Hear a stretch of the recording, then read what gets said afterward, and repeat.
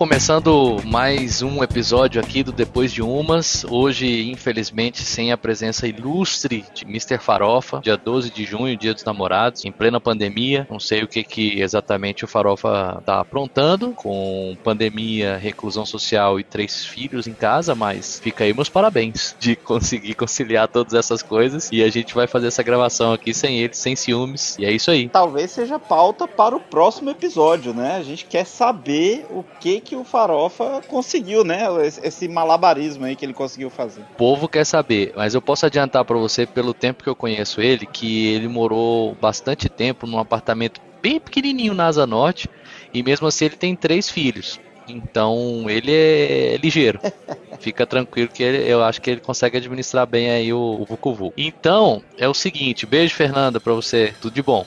E aí, cara, é o seguinte, a gente vai falar... Bom, primeiro antes de dizer o que eu vou falar aqui hoje, eu queria dizer que não tá o Farofa, mas tá o Fred e tá o Léo. Galera, o bom dia, boa tarde, boa noite de vocês aí. Vai lá, Fredão. Fala, galera. Eu estou tomando hoje uma Canuck Pale Ale, que é mais uma American Pale Ale, só que feita aqui no Canadá, da Great Lakes Brewery de Toronto, em Ontário. Que beleza. E você, Léo? Sinto até humilhado quando o Fred fala na cerveja. Normal, a gente já tá acostumado. Eu quis ser diferente hoje de novo. Eu peguei uma cerveja que é da cervejaria Insana e é uma cerveja de pinhão. Olha aí, cara. O cara toma cerveja de jabuticaba, toma cerveja de pinhão e fala que tá humilhado, cara. Não dá, velho. Tem a menor condição. E eu tô hoje estreando um drink que eu queria fazer em casa há muito tempo e nunca tinha procurado as coisas pra fazer, que é um Moscow Mule. Fui atrás da Ginger Beer, fui lá, comprei, era só isso, eu achei que era super complicado. Comprei a Ginger Beer, comprei uma vodka Stolichnaya, botei a vodka, Ginger Beer, limão e foi. Eu vi que tem algumas receitas, principalmente no Brasil, que tem espuma de gengibre, mas aí eu não tive condições técnicas suficientes pra preparar esse negócio não. E nem tenho aquele copinho dourado do Moscow Mule, tô tomando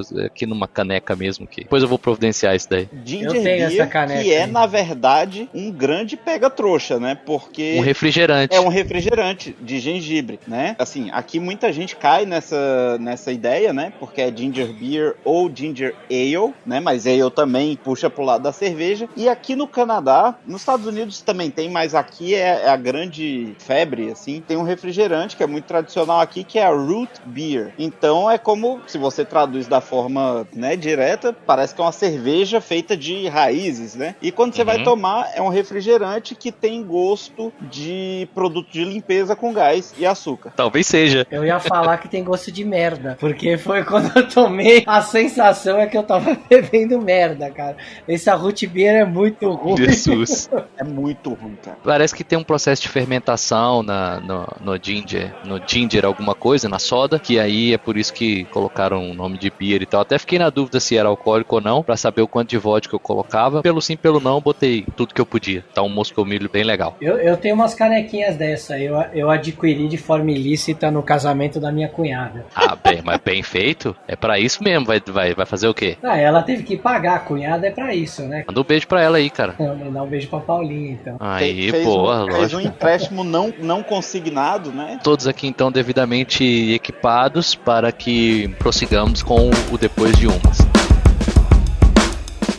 Eu vou passar a palavra pro Fred, que o Fred, para quem não escutou ainda outros episódios, ele fala um pouquinho do que ele já fez na vida, e uma das coisas foi uma faculdade de geografia. E aí teve uma notícia bem legal relacionada a esse tema, que ele trouxe aí, que a gente vai bater um papo aqui durante esse happy hour. Diz aí, Fred. Eu, essa semana, fui impactado com a notícia de que o ministro interino da Saúde, o general Pazuello, ele, de certa forma, colocou o norte e o nordeste do Brasil acima da linha do Equador e no hemisfério norte. O que ele fez? Para explicar que norte e nordeste já tinham passado pela pior fase da pandemia, ele afirmou o seguinte: para efeito da pandemia, podemos separar o Brasil em norte e nordeste, que é a região que está mais ligada ao inverno do hemisfério norte, são as datas do hemisfério norte que temos inverno, e ao centro-sul, sudeste e centro-oeste, que é a região que está mais ligada ao inverno do hemisfério sul. Bom,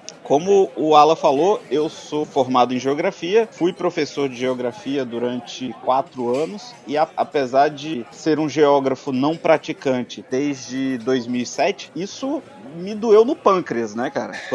Quando eu vi um negócio desse. Aí, claro, o pessoal criou um monte de meme desenhando uma linha do Equador, e a linha do Equador passa por baixo, digamos assim, ao sul do Norte e Nordeste, mas claro, ele não falou que Norte e Nordeste estão no hemisfério Norte. Mas quando ele explica isso e quando ele coloca que o inverno nessas duas regiões do Brasil acontece no mesmo período em que acontece o inverno do hemisfério Norte, ele está sim, de certa forma, puxando essas duas regiões para o hemisfério Norte. Se fosse a questão da longitude, tiveram que decidir qual meridiano seria o meridiano de grau zero e a partir daí dividir os hemisférios oriental e ocidental da Terra, ele poderia até tentar dar uma manobrada aí, né? Mas a gente está falando do Equador. O Equador é só um, né? Não tem como você tentar puxar para algum outro lugar. Além disso, quem já frequentou algumas aulas de geografia sabe que quanto mais próximo do Equador, as diferenças entre as estações são mínimas, né? Não existe aquela demarcação muito grande, porque a posição em que essa região do Equador está altera muito pouco a questão de insolação e tudo isso. Então, isso aí foi algo que gerou muito meme, gerou muita piada. E também não precisa nem ter ido em aula de geografia. Inclusive mandar aí um abraço para todos os meus alunos, vai que tem algum escutando. Se você foi aluno do professor Fred ou no Sagrado Coração de Maria ou no Santa Doroteia em Brasília, aquele abraço. Assim, quando a gente escuta um negócio desse, você não precisa nem ter ido para aula de geografia, basta você ter visitado o Norte e o Nordeste nesse período, no período do inverno do hemisfério Norte, que é ali dezembro, janeiro, fevereiro. Então quem já foi ao Norte e ao Nordeste nessa época do ano, e eu pude visitar as duas regiões nessa época do ano, a gente percebe que ele, com o perdão do trocadilho, viajou e viajou muito nessa questão. Então acho que ele merece todos os memes que foram criados, e o brasileiro tem essa capacidade enorme de gerar memes. Então isso aí foi algo que me chamou a atenção, me deixou embasbacado. Pra você que também é um cara que já foi muito a Natal, você diria que essa é uma mistura do Brasil com o Egito? Talvez essa é uma mistura do Brasil com o Canadá, né? Alguma coisa do tipo. Não sei, né? O compadre Washington podia trabalhar o negócio assim, aí. O Egito que eu saiba, sim, segue esse, vamos dizer, eu tô comparando com as de areia, né, e tal, Natal, Duna, etc, essa parada toda, mas o Egito, que eu saiba, sim, no hemisfério norte, aí sim segue essa questão do pico de verão ser aí mais ou menos junho, julho, agosto, né? Agora, eu suponho que eu não vou chegar em dezembro na região norte, por exemplo, e aí as agências de turismo podem até estar tendo problemas depois da declaração aí do ministro interino, porque o pessoal deve de repente estar buscando as estações de esqui de Manaus no período de dezembro aí para dar aquela refrescada, né? Acho que um dos memes que eu mais gostei foi das Olimpíadas de Inverno de Mossoró em 2022.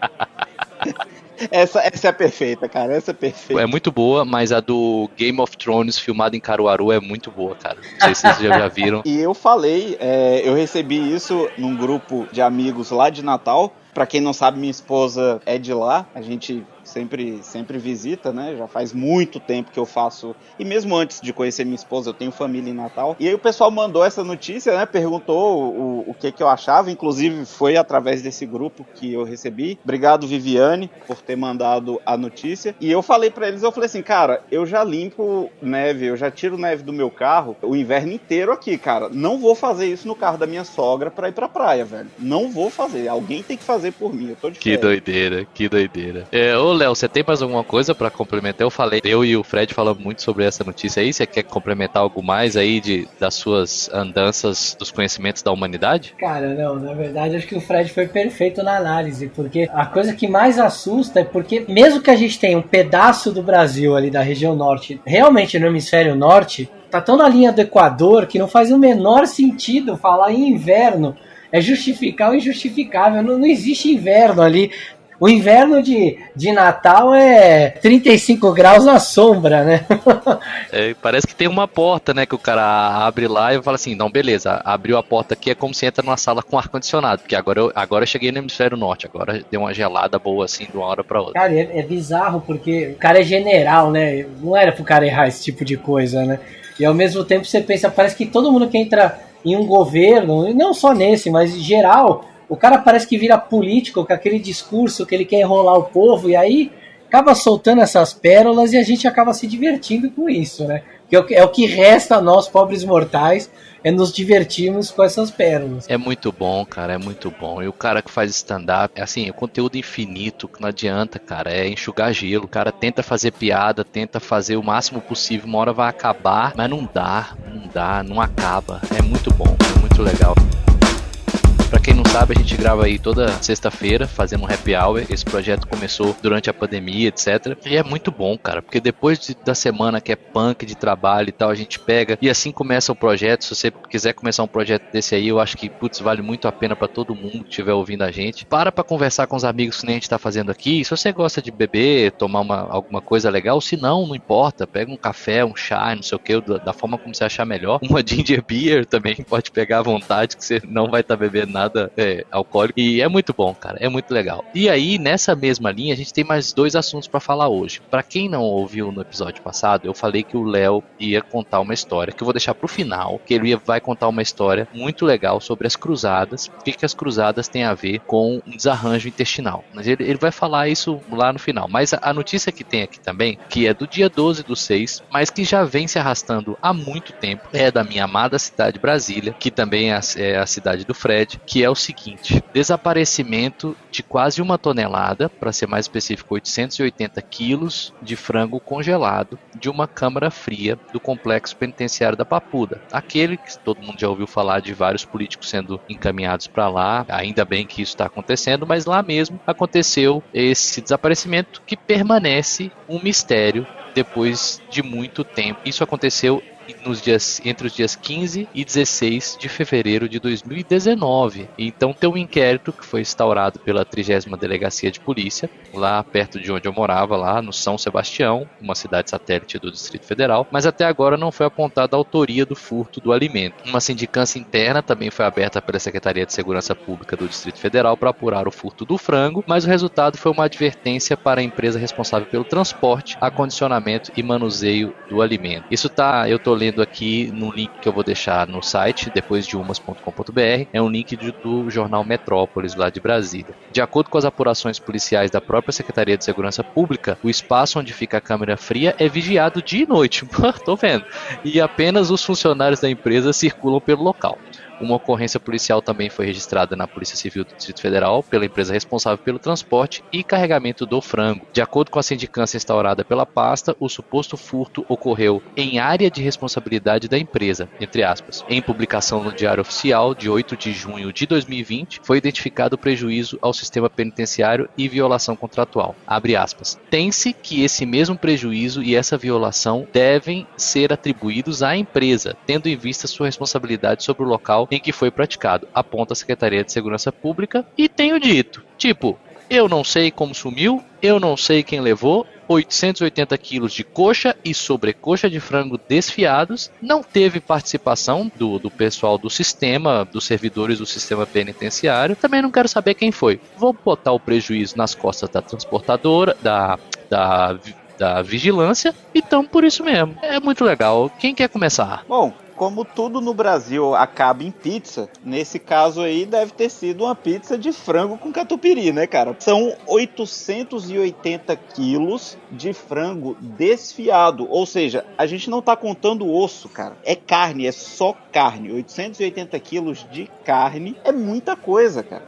E a atitude dos investigadores é excelente. Olha só, a gente não sabe o que aconteceu, sumiu, a gente não conseguiu achar, a gente não encontrou nenhum responsável, mas como aconteceu na área que essa empresa toma conta, é culpa dela e acabou, né? É vida que segue, ninguém quer saber dos 880 quilos de frango aí que desapareceram. e que com certeza custaram uma nota, né, para os cofres públicos aí, para o sistema penitenciário. Eu acho que o custo do negócio aqui nem deve ser, eu não sei, né, nem deve ser tanto, vamos dizer, olhando os montantes que eles devem comprar. Agora sim, atribuir a responsabilidade para a empresa, aí eu suponho que atribuiu a responsabilidade e não pagou a fatura, né, ou fez uma glosa no próximo fornecimento, porque ele deve ser uma licitação aí para um fornecimento constante, mas, cara, não tem o menor sentido. O cara complementa o seguinte, ó, o então subsecretário do Sistema Penitenciário, delegado Adival Cardoso, explicou que o caso foi apurado, mas não foi constatado qualquer participação dos servidores do sistema. Abre aspas, é uma questão estritamente da polícia judiciária. Eles apuram se houve prática de algum crime, no caso o furto. No entanto, até hoje, não foi identificado o autor do desvio desses alimentos. O que eu posso garantir é que todos os veículos que entram e saem da Papuda são vistoriados, assegurou o delegado. Léo, o que você acha? Tem algumas teorias, cara. Eu acho que, primeiro, falando de modo sério, provavelmente isso foi roubado para ser vendido, ou talvez nem tenha sido entregue, né? Os caras só deram entrada ali que entrou 1 tonelada e ninguém deve ter olhado direito. Mas eu tenho umas teorias que são mais legais para explicar isso. Ou a gente tem os presos da Papuda comendo salpicão de frango até hoje, ou os presos roubaram isso aí para fazer um despacho, para ver se eles conseguiam um habeas corpus, encurtar ali a pena deles. E aí, frango congelado, cara, dá pra fazer despacho durante meses, tá ligado? Já tá desfiado, tá mais fácil de colocar ali num padezinho ali, tá mais fácil. Ô, Léo, deixa eu te falar, eu não sei qual centro você frequenta, mas despacho de frango desfiado... É meio gourmet esse centro aí que o Léo frequenta, cara. É mais prático, gente, você não precisa levar o frango inteiro, leva só um pouquinho. Esse é o despacho gourmet, Você faz com frango desfiado, aí ao invés da cachaça, você põe uma garrafa de espumante, talvez. Ai, caraca. Né? Não, se você, dependendo do que for, você pode botar nuggets. É o que explica, cara. Você não viu que teve pouco tempo fuga de lá? Certeza que alguns dos caras fizeram despacho e conseguiram ali a graça. Tiveram a graça alcançada. Não, haja coxinha, né, bicho? Puta, deve ter, sei lá o que foi. Eu aí falando novamente, como você falou, sério, a chance de, eu acho, né, de alguma forma, isso nunca ter chegado é muito maior do que ter saído. É bastante frango. Então, assim, nunca ter chegado, a chance é maior. E aí, o fato de nunca ter chegado, e aí colocar um inquérito de como tivesse desaparecido, atribui isso para a empresa de vigilância e estamos conversados? Porque não colocar que sumiu o frango, que na verdade nunca foi entregue, e isso pode ser só vou botar outro animal aqui na história, mas pode ser só o rabo do gato, né? Que se puxar vai vir um monte de outra coisa, sai barato demais. E fica bom pra todo mundo. 880 kg de frango, bota nas costas da empresa aí de vigilância, depois dá-se um jeito e pronto, né? Pois é, mas aí, voltando até a questão de atribuir a responsabilidade, e aí, claro, existem esses dispositivos, né, que você falou, de glosar a próxima fatura e tudo, mas alguém assinou a entrada desse frango. Entendeu? Alguém do sistema, alguém lá da Papuda teve que olhar e não simplesmente o cara da transportadora chegar e falar assim, ó, tô deixando aqui 880 quilos de frango, beleza? Aí o cara, não, alguém tem que ter assinado. E se alguém assinou, fica mais difícil de glosar a fatura ou glosar completamente, né? Porque a empresa pode falar assim, não, mas... Beleza, se a investigação levar para um ponto que falar assim, não, nem chegou aqui. Pô, beleza, e o brother que assinou? Então... Eu concordo com você. Pra mim é bem por aí. O brother que assinou também fala assim, bicho, eu assinei a parada, mas nunca foi entregue. Então, vai dar ruim. Pra não dar ruim, sei lá, eu tô assim... tentando uma forma, cara, de entender, porque, cara, a gente é muito criativo, é de merenda escolar, a comida de preso, respirador, é tudo, cara, é impressionante como é que a gente é criativo com o roubo de tudo, cara. Fico imaginando como é que foi uma construção de Brasília, por exemplo, sabe? Um caminhão de areia que chegou, chegou nunca. Não tinha controle nenhum. Fico imaginando como é que foi isso, cara. Muito louco. Eu só queria fazer um adendo que toda vez que vocês falam, eu não sei como o frango entrou e vai ter que glosar essa fatura, a minha quinta série, ela fica agitada. Pior seria se fosse linguiça de frango. Aí, meu amigo, a piada tava completa. Não, porque aí ninguém ia saber como a linguiça entrou, né? Ó, Farofa me manda uma mensagem aqui. Chegamos agora, tomar um banho e te aviso. É ligeiro, é ligeiro. Tá indo pro quarto filho aí, né? Indícios de que tá indo pro quarto filho. Não, não dá mais não, o homem já fechou a fábrica. Bom, mas é o seguinte, beleza, aí chega do frango desfiado, da sobrecoxa aí. Depois, pessoal, se vocês tiverem um paradeiro aí, mas, enfim, se você se lembra de alguém aí em meados de fevereiro do ano passado, vendendo frango desfiado numa Kombi, com um megafone aí em qualquer região aí de Brasília, pode saber que você comprou um frango da papuda aí. Mas fica tranquilo. Não tem nem como mais dar receptação, não. Já virou despacho, como diz o Léo, despacho gourmet.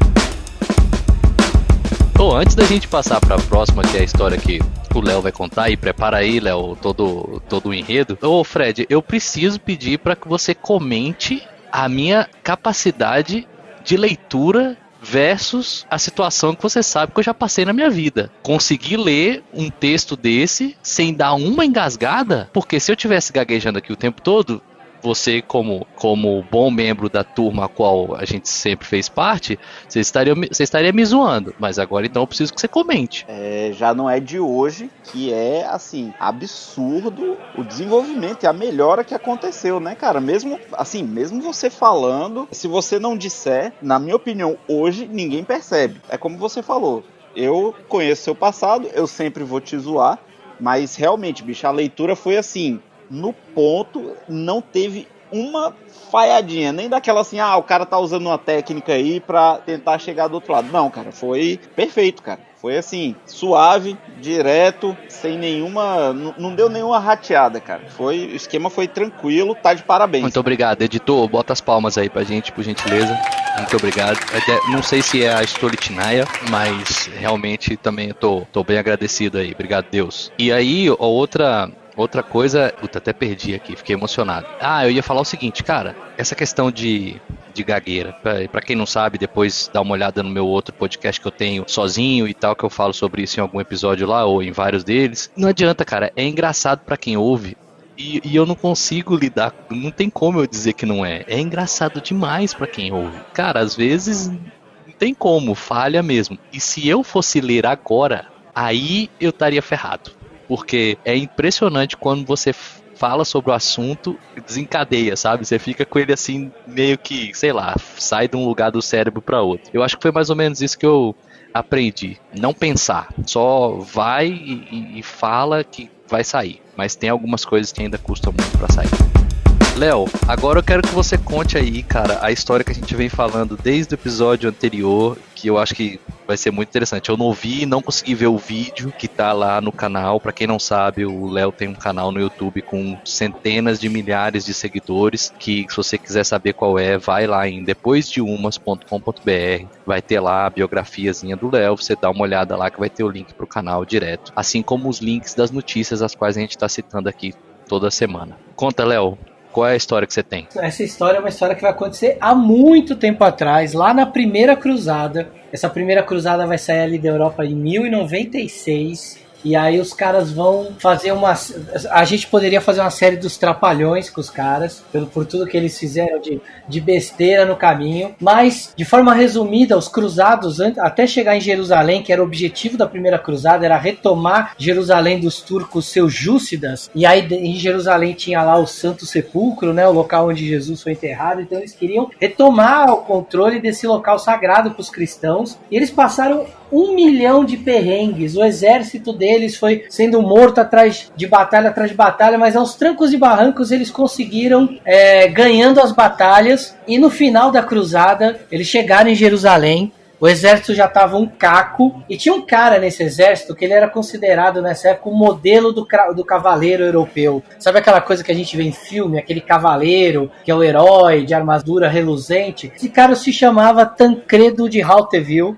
Ele era o herói da Idade Média ali pra galera que acompanhava as histórias da cruzada. E quando os cruzados chegaram em Jerusalém, os muçulmanos que defendiam ali Jerusalém nessa época queimaram todas as fazendas em volta de Jerusalém, acabaram com todas as florestas, envenenaram todos os poços d'água. Ou seja, o exército ia sitiar Jerusalém sem ter água, sem ter madeira para fazer máquina de cerco e basicamente sem ter onde ficar. Os caras estavam ferrados, tinham que tomar Jerusalém rápido e não tinham como fazer máquina de guerra para atacar os muros. Então o nosso herói Tancredo teve uma diarreia. E aí ele tava com essa diarreia e ele foi o comandante ali, né, o Raimundo, o Boemundo e o Raimundo, que eram os comandantes ali do exército, pedindo pro nosso herói buscar algum lugar onde pudesse achar um pouco de madeira e tudo. E o Tancredo pegou alguns cavaleiros, foi atrás disso. E porque ele tava com diarreia e ele, diferente dos outros nobres na Idade Média, ele tinha vergonha de fazer na frente das outras pessoas, ele resolveu achar um lugar escondido, porque o cara tava indo no banheiro de 30 em 30 minutos e o banheiro naquela época era a natureza, como a gente bem sabe. E aí ele teve que achar um lugar e, sem querer, numa dessas procuras para um lugar para evacuar, ele achou uma caverna onde tinham centenas e centenas de tábuas de madeira escondidas, e aí ele conseguiu resgatar, por causa da caganeira, essas tábuas de madeira que a galera máquinas de cerco para conseguir atacar Jerusalém. E aí foi quando os cruzados tomaram Jerusalém na primeira cruzada. Então foi uma diarreia providencial que fez isso. Meu Jesus amado. Cara, é muito doido como... Eu não sei o que é mais... Eu sei o que é mais interessante, mas eu achei que você ia falar. É quando ele entrou numa caverna, ele achou 880 quilos de frango desfiado. Vários mistérios estariam explicados, né? Ô, Léo, agora, cara, assim, primeiro, né? A história é surreal. Agora sim, você que conhece tudo aí dessa história, que passou pra gente os detalhes, é daí que vem a expressão fulano conseguiu tal coisa na cagada? É assim, quando o cara dá sorte? Pô, que cagada. Na verdade, essa é uma expressão que nasceu aqui no Brasil, mas eu vou te dizer que ela tem tudo a ver com esse caso do Tancredo, viu? Porque foi na cagada que ele achou essa caverna com essas tábuas. E onde é que você leu isso, cara? Tem uma... Nessa época, na Idade Média, esses nobres que iam para as cruzadas, eles levavam cronistas, ou seja, caras que iam lá para realmente escrever tudo o que acontecia. Tinha um cara chamado Guilherme de Tiro, esse cara foi o cronista que acompanhou vários desses cruzados, então ele escreveu esses documentos que sobreviveram até os dias de hoje. Tem vários estudiosos de Idade Média, de cruzadas, que se baseiam nesses cronistas para conseguir contar essa história. Então tem alguns livros que falam sobre isso e que contam essa história do Tancredo, principalmente um dos livros que chama História das Cruzadas, de um PhD em história medieval. Esse cara, ele narra essa situação no livro, é hilário, né? Você imaginar que porque o cara tava com caganeira e porque o cara tinha frescura, né? O que era considerado frescura naquela época, de fazer na frente dos outros, o cara foi se esconder e achou uma caverna com essas tábuas lá dentro. Que doideira. E ele fala alguma coisa nesses documentos quando você foi investigar pra fazer o vídeo, etc. E aí vamos deixar o link direto pro vídeo aqui, depois de umas.com.br. Mas ele conta alguma... Você falou que ele era o típico cavaleiro. Fala alguma coisa nesse momento porque da dificuldade que ele tinha com aquelas roupas durante esse momento que ele tinha que procurar de 30 em 30 minutos, ou sei lá, que ele tava com esse problema. Ele fala alguma coisa sobre isso? Ou você tem alguma coisa que você assume que seria muito difícil? Como é que era isso? Aquela imagem que a gente tem dos cavaleiros de armadura em cima de cavalo, aquilo é um pouco mais pra frente. Aquilo vai ser no século XII, século XIII, vai começar com código de cavalaria por causa de alguns romances. Nessa época, esses caras tinham essas armaduras de combate e tudo, mas eles só colocavam essas armaduras na hora do combate mesmo. Mas é muito interessante porque o cronista, ele diz que o Tancredo, ele prefere nessa época usar roupas de árabes, porque era mais fácil ali você levantar o roupão ali e dar aquela agachada do que tirar aquelas roupas de couro que os europeus usavam. Então é muito engraçado porque o cronista fala, de meia em meia hora Tancredo tinha que levantar o roupão, se agachar e evacuar, porque ele estava com uma desinteria daquelas do demônio, né? Ah, não, então aí tem uma relação entre isso. Eu já sei exatamente o tipo de roupa que eles estavam usando. Vamos procurar alguma imagem aqui e vamos deixar também no site como referência para todo mundo dar uma olhada. Cara, sensacional, excelente história. Poderia ter vindo daí realmente a expressão de que conseguiu na cagada, porque, putz, um negócio desse acontecer é totalmente improvável, né? Mas aconteceu. Não mais improvável do que a 880 toneladas de frango desfiado subir. Antes da gente acabar, eu só quero voltar que tem uma coisa que nós passamos assim, totalmente por cima. E, Léo, obrigado pela história, foi sensacional. Que é que o sumiço do frango não foi da padaria, nem de um restaurante, foi de uma penitenciária. A gente nem falou disso. De segurança máxima. O que já é uma doideira, porque não tem penitenciária de segurança mínima, né? Eu acho que todas deveriam ser de segurança máxima mesmo, mas de uma penitenciária. Não estão falando assim, 880 quilos de frango sumiram da cozinha do Sesc. Não é isso, é de uma penitenciária. Então, quer dizer... E de uma área vigiada 24 horas por dia. Isso, inclusive, consta das declarações, né? A área é vigiada 24 horas por dia, dentro de um presídio. E todos os carros são vistoriados, na entrada e na saída, eu garanto. Cara, com essa daí, se vocês tiverem alguma sugestão, vai ter os comentários lá no depoisdeumas.com.br. Pra garantir o tempo aí, que foi muito pedido que a gente terminasse isso num horário específico, a gente vai terminar a gravação aqui. Se vocês quiserem continuar batendo papo, a gente pode continuar batendo papo aqui. Eu não terminei nem o primeiro Moscow Mule aqui, porque eu falei tanto hoje, foi tão rápido que eu não terminei. Enquanto meu amigo Farofa toma banho também, né? Porque deve estar bastante sujo ele, pelo tempo que tá demorando. E não vai vir, obviamente. Muito obrigado pela participação aí de vocês. Se vocês quiserem deixar alguma consideração final, quiser deixar alguma frase de impacto, algum momento específico aí de vocês, fiquem à vontade. Vai lá, Fred. Eu vou pedir pro editor não tirar esse silêncio da gravação, tá? Ficou aquela coisa, né? Deixa que eu deixo, né? Aí não, deixa o silêncio, não tira o silêncio, editor. Deixa aí. Se ninguém quiser falar nada também, a gente pode acabar no silêncio. Não tem nada não.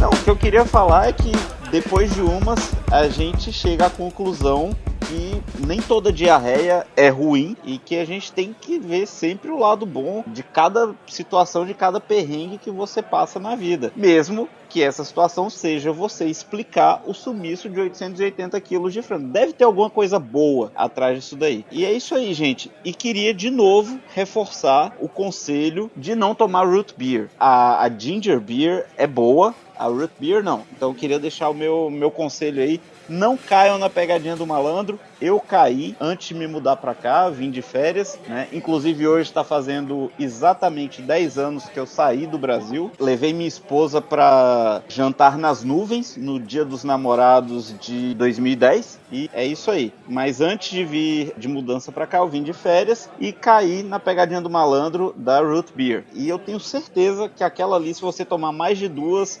você vai ter o mesmo destino do nosso ilustre Tancredo, que acabou aí de meia em meia hora tendo que levantar sua roupa árabe. Exatamente. Eu queria deixar, antes de eu passar a palavra pro Léo aqui, para ele dar as considerações depois de umas. Fred, no próximo episódio, o que você acha de contar como é que você foi parar aí no Canadá, hein? Acho uma boa, hein?